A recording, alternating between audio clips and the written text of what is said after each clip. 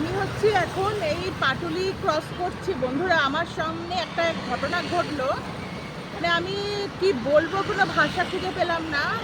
আমি আস্তে আস্তে আসছিলাম সিগন্যাল থেকে, তো আমার সামনে একটা বাস দাঁড়ালো। বাস থেকে একটি ছেলে একটি মেয়ে নামলো।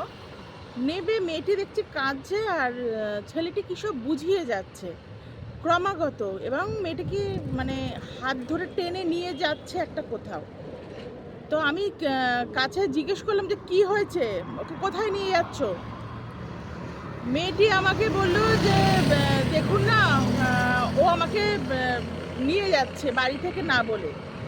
তারপর আমি জিজ্ঞেস করতেই ছেলেটা দৌড় লাগালো। কিছুক্ষণ বাদে আমিও ছেড়ে পেছন পেছন দৌড়লাম গাড়িটা রেখে। ওমা, যখন কাছে এলাম দেখলাম মেয়েটা নেই, মেয়েটা গায়েব। মানে এটা কি হলো? এটা কি কোনো মানে চক্রান্ত না কি বুঝতে পারলাম না। কারণ যুগ যা পড়েছে কিছুই বিশ্বাস নেই বন্ধুরা।